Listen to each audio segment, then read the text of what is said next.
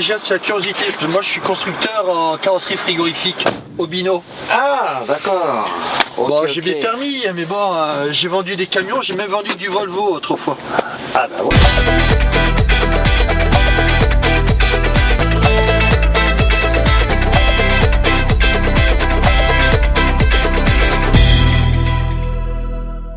Voilà.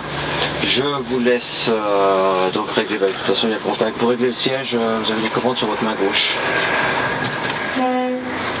C'est le dernier derrière qui peut avancer. Ah, ça c'est pour le suivant derrière. Ça va un bouton. Pour l'avancer? Pour l'avancer, oui. Voilà. Le volant, le réglage avec votre pied gauche, vous avez une petite pédale là. Vous avez deux positions. Comme du FH alors. Voilà, par contre, ce qui a évolué, vous enfoncez un petit peu moins la pédale et vous aurez un cran qui vous permet de régler l'inclinaison du volant comme vous le souhaitez. Voilà, c'est ça qui a partie des nouveautés. Voilà. Okay. Je vous laisse le démarrer. Alors, dessus, donc là, vous avez juste une donc pédale. boîte automatique. Voilà, tout à fait. Hein, c'est une boîte robotisée, la Iché. Il y a un point mort à retrouver ou pas? Là, on est en position neutre. Neutre. R, on recule. A, on avance. D'accord, le trait blanc correspond à la lettre. Ouais. Okay. Voilà, je vous laisse démarrer. À la clé? Oui, à la clé. Oui. Voilà. Visibilité qui a été nettement augmentée à la fois donc l'arrière et surtout l'avant, où là nous avions au passé donc des rétroviseurs qui étaient plus en avant, donc ça nous faisait un grand mur en fait là. Et en termes de visibilité dans les angles, ça faisait des angles morts en fait très importants. Une planche de bord qui descend. Nous augmentons, voilà, on voit un peu plus bas, nous augmentons la surface vitrée, donc les rétroviseurs ont été modifiés, plus adaptés pour offrir une meilleure visibilité pour le conducteur.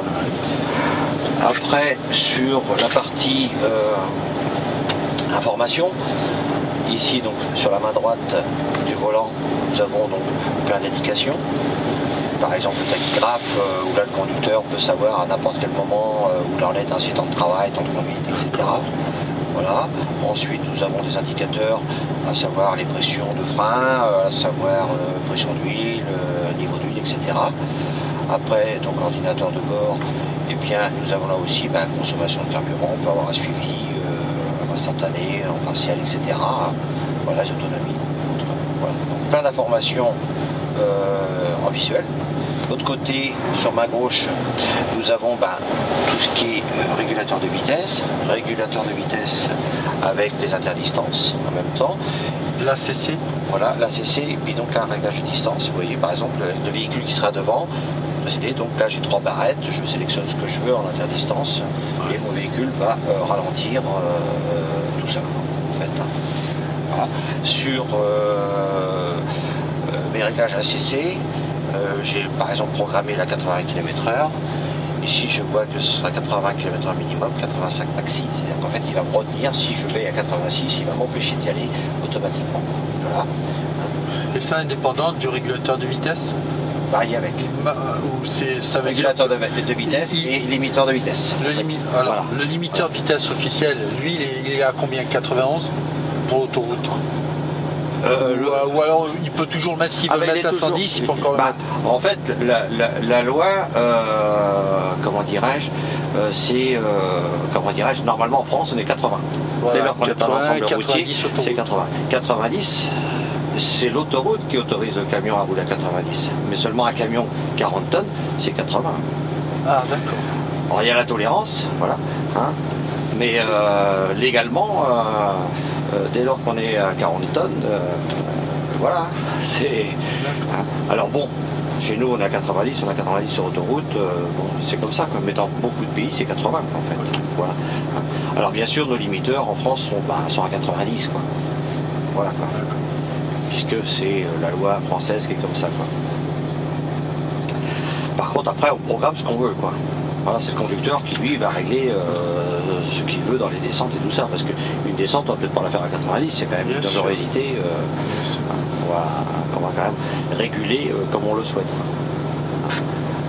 Donc voilà pour ce qui est la partie régulation. Donc on a bien sûr l'IC qui lui va mémoriser les parcours, si le conducteur refait toujours les mêmes parcours, et à ce moment-là le véhicule va choisir les bons rapports, va choisir la bonne vitesse, va choisir tout ce qu'il faut pour passer ces difficultés, pour faire cette route dans les meilleures conditions possibles. Et donc bien sûr par la même occasion limiter les consommations, puisque lui il va calculer tout ça. Et en même temps il va transmettre les informations à ses collègues camions. Voilà, ce qui discutent entre camions, non pas entre chauffeurs, quoi. Hein, et réciproquement, bien entendu. Voilà, si un véhicule est passé avec un meilleur compromis, ben, tant qu'il donnera l'information et on aura le meilleur compromis pour passer ces difficultés sur la sommet de côte, si on a une attaque, une descente, etc. Et bien, en fait, le véhicule va étudier cette côte, enfin l'étudier. Il reconnaît. Tout en tenant compte, bien sûr. Il reconnaît le parcours. Par quoi? Par GPS? Oui, tout à fait. Ouais, tout à fait. Et puis il prend en compte sa charge, bien entendu, puisque les véhicules ne sont pas chargés tous pareils, les semi-remorques derrière ne sont pas toutes les mêmes, etc. Le poids de la semi-remorque, il la ressent comment? Voilà. Il la prend comment, l'information? Donc il doit prendre les informations. Alors là, comme c'est un peu plus technique, il faudra voir avec les gars qui sont là-bas, là, les gens de chez Volvo, les techniciens, qui eux sont beaucoup plus documentés. Voilà. Nous sommes démonstrateurs, donc là on rentre dans la partie vraiment technologie, voilà. Et si vous êtes constructeur semi-remorque, vous devez savoir les informations qui sont dessous. Voilà. Et donc la communication entre les deux doit se faire par les cordons. À un moment donné. Hein, voilà, tout à fait. Voilà. On n'est pas encore tout par Wi-Fi ou. Là, je vous laisse le redémarrer. Bon, si je touche, c'est. Non. Pardon. Non, il faut le redémarrer parce que là, il s'est arrêté. Voilà, naturellement. Voilà. Nous sommes en boîte, comme vous disiez, si bien automatique. Oui, bien sûr, bien sûr, bien sûr. De toute façon, il va biper, il va vous le dire. Je vous laisse mettre donc, le levier sur la position A. Nous sommes avec un véhicule équipé d'un frein, d'une commande électrique, donc comme la voiture, en automatique. Si on accélère, ça va se déverrouiller tout seul. Pas besoin de le lâcher manuellement. On peut faire les deux. Voilà. Donc je vous laisse partir. Là, il est lâché. Voilà. On va vers où? On va aller à gauche, donc prenez assez large pour. On part là-bas à gauche? Voilà, ouais, tout à fait. Allez tout droit, tout droit. Ouais, parce que là je vois pas le porte-à-faux, j'ai perdu l'habitude du porte-à-faux. Allez tout droit, je vous dirai que ça va le faire. Voilà, allez-y, tranquille. Voilà, et là maintenant vous pouvez tourner. On prend le passage là. Et après on reprendra à droite. Et on reprend à droite. Alors ce véhicule est équipé de l'IFS. L'IFS c'est l'essieu avant à roue indépendante.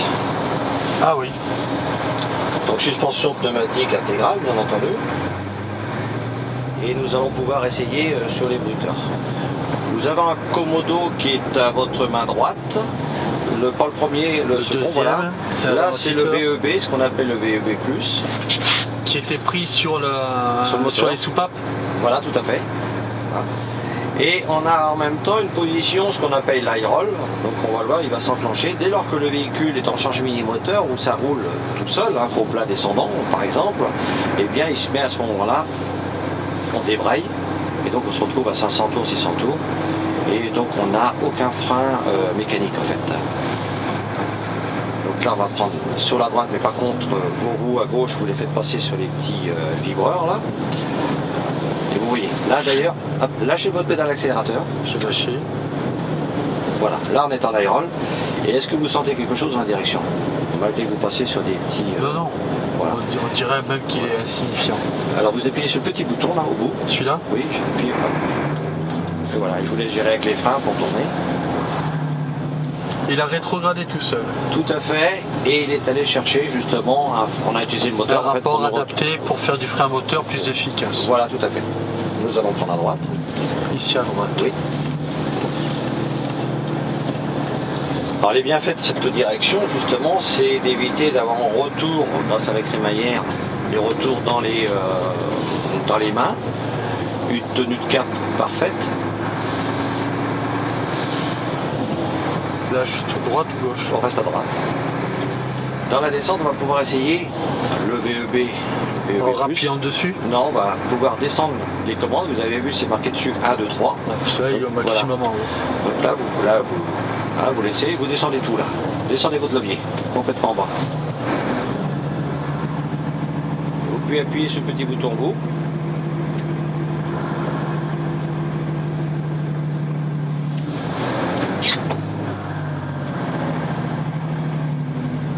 Il est à la limite de vous arrêter, vous voyez? Ouais, d'accord, ok, c'est moi qui ai touché. Et donc on continue, on suit les petits panneaux Volvo. Voilà, maintenant on va le ramener donc en 1 carrément. Ça pourra toujours rebénéficier de l'aérole. Allez-y, il n'y a personne. Personne n'arrive à droite? Non, non, non, ils ont assez de passage. Cabine bien sonorisée, isolée sous plan phonique et thermique. Ce qui fait que ce véhicule étant équipé de l'Hypercool qui va nous refroidir, donc c'est un refroidisseur, c'est une climatisation, hein.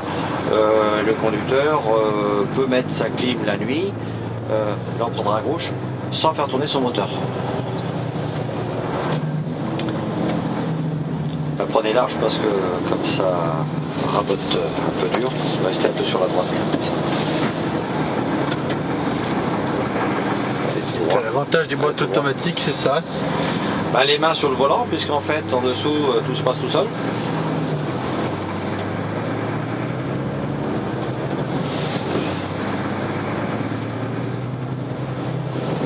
Donc il a la position tout automatique ou la position manuelle. Manuel, où nous pouvons passer les rapports en séquentiel. D'accord. Voilà, si vous voulez le passer comme ça, hop. Là, je viens de rétrograder un rapport. Vous voyez, j'ai juste une impulsion à faire sur un bouton. Voilà. Le bouton est que du même côté, avec le pouce. Voilà, là, je remets en automatique.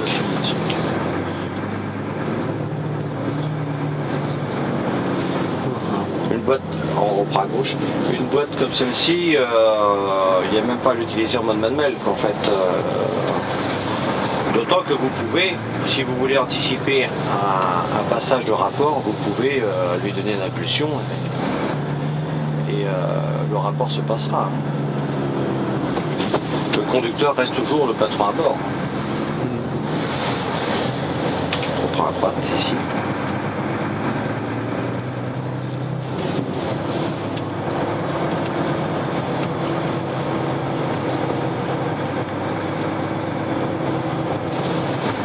Grande cabine, un espace très volumineux. Là, nous allons faire un démarrage en côte. Et ça vous dit, on va rester un peu sur notre droite. Avancez un petit peu, avancez, avancez, avancez, avancez.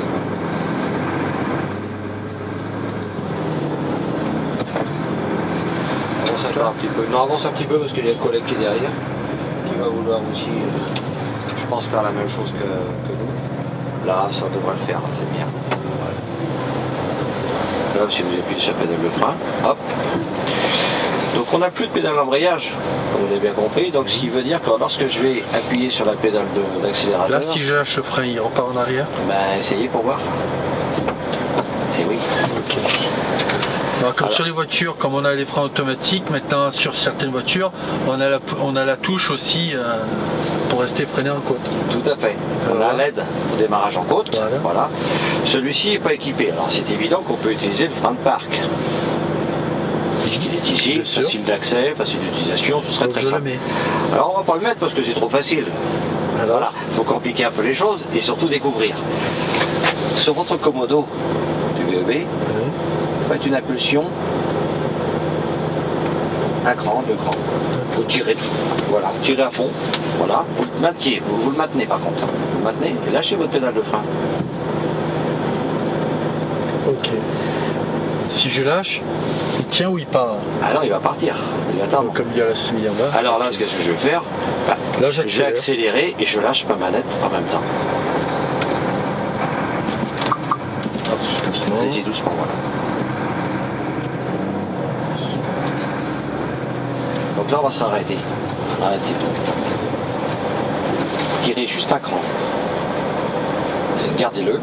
Lâchez les pédales de frein. Voilà. Et j'accélère. Là, on est retenu par la semi-remorque. Vous avez senti? Ah, Pour faire mes essais de traction. Bien pratique. d'accord. Là, je vous laisse accélérer tout en lâchant la poignée en même temps. Démarrage en souplesse, même en difficulté. Ils ont vraiment tous les outils là, pour travailler. Tout à fait.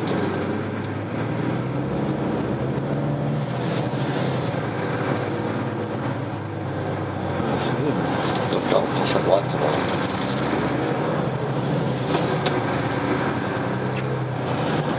Et pour enlever les doutes, en se disant, mais si j'ai ma poignée et ma commande d'essai de traction, ça veut dire qu'en fait, allez-y, roulez. Ah, il y avait un stop. Oui, hein. oui, tout à fait, mais c'est pour nos collègues qui arrivent en face. Mais alors à ce moment-là, ils auraient remis le frein d'alignement. C'est bizarre, on va essayer. Regardez, il ne se passe rien. En tirant dessus. Et même par erreur avec les doigts en tournant le volant. Il ne peut rien se passer. On ne peut pas trop, ça Voilà. va des roues, ça passe. Il ne peut rien se passer. Là, Donc, je vais. là, voilà. Ah, ici, après. Donc en fait, c'est vraiment un frein pour faire des essais de traction. Donc il n'y a plus de problème. Ou d'abus. Parce qu'on Voilà. en a connu qui freinaient Bien sur sûr. la semi et Voilà, pas à sur le gauche. tracteur. Freiner un peu. À gauche. Oui, à gauche. Le camion a des verres. Ça, à une époque, que je vendais des camions, et combien de chauffeurs utilisaient le système pour pas utiliser les freins du tracteur. Voilà, tout à Et le fait. jour où ça a été supprimé, ils étaient plus contents pour cette raison-là, puis parce que certains s'en servaient pour aligner l'ensemble au cas où il y a un problème d'adhérence. hein. Tout à fait. Donc on va aller sur la gauche, à côté des caméramans. Ce qui fait qu'en fait on a toujours notre manette pour laisser traction, mais par contre pas du tout pour... Là, je me mets où? Là, comme ça, là, c'est parfait. Là. Ça, c'est bien. Voilà. Ok. Voilà. Et je vous laisse mettre le frein de parc. Alors la petite là. Et vous avez un petit cran. Insistez un petit peu plus sur voilà.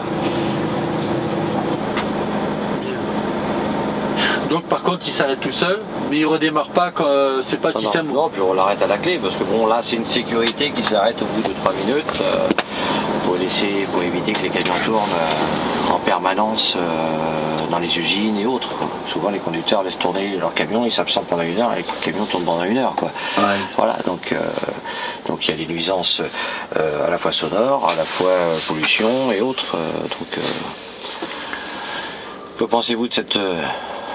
Non, c'est un bel véhicule, outil, là. hein. C'est un bel outil avec des outils qui sont vraiment complémentaires. Hein. T'en es loin des camions, hein. Des anciens camions. Puis... Voilà, très pratique. Regardez le conducteur sur sa couchette, hop, envie de lire, il peut se redresser le dos, voilà, donc il redescend comme il veut. On a dessous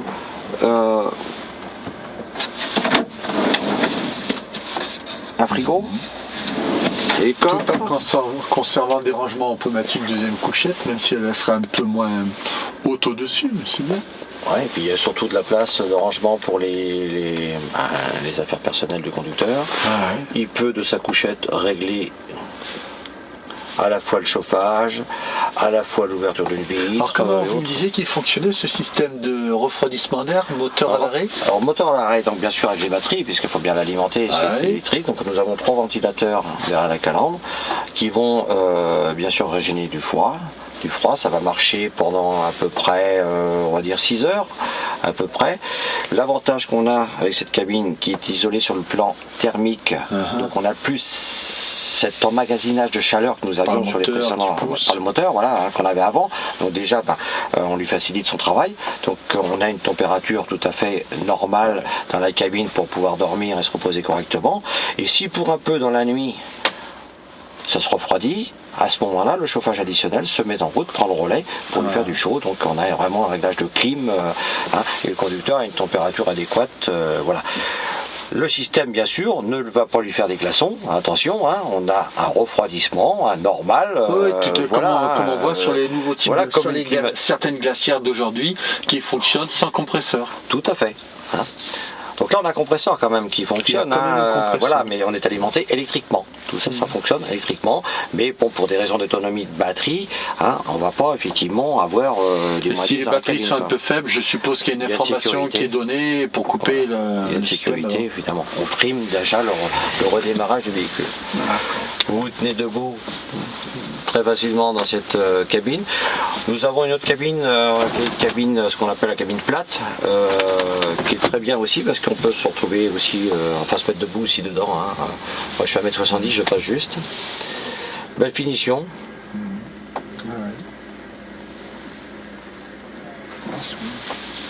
Beaucoup de rangements. C'est une série spéciale celle-ci pour les sièges comme ça?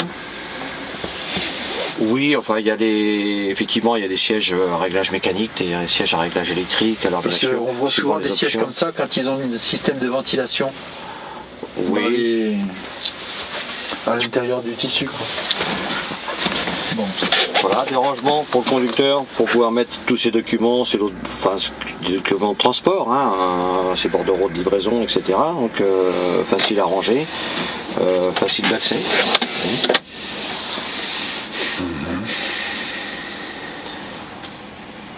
Puis je vois que c'est moderne, il y a des prises de partout, USB, auxiliaire, tout. Voilà, et il emmène tout ce qu'il veut. On a donc bien sûr la radio et on passe. Là nous étions en commande. Il passe en mode télé après? Attendez, je suis pas sur le. Voilà. Donc en fait, si vous voulez, là je me retrouve ici en commande, là, et je veux changer pour passer sur la radio et régler la radio plus ou moins fort. Eh bien, je n'ai juste qu'une impulsion à faire avec ma main droite. Je n'ai en fait, conducteur, je n'ai pas à enlever mes mains du volant, je peux tout piloter. D'accord. Voilà, bah écoutez. Bel outil. Très bel outil. Tout en restant sobre en même temps. Ouais. Ça, c'est pas flashy, c'est vrai. C'est un outil de travail, c'est un outil de production, mais qui a le double avantage d'être sympa, un beau design. Et surtout très pratique.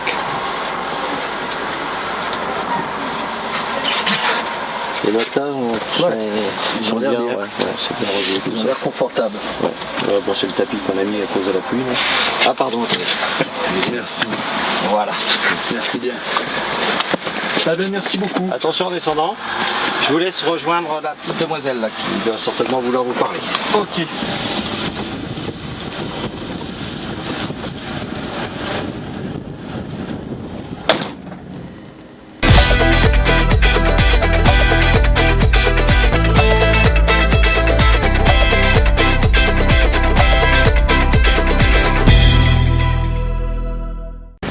Quelles sont vos impressions générales après cet essai du nouveau Volvo FH?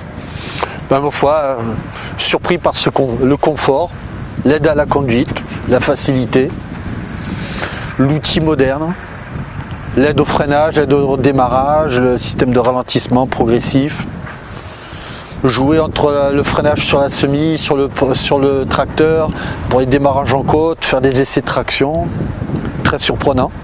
Mais voilà, c'est moderne, hein. Voilà, c'est bien pour ça.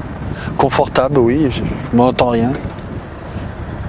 Comment vous êtes-vous senti derrière le volant? Comme dans une voiture, hein. Le confort d'une bonne auto.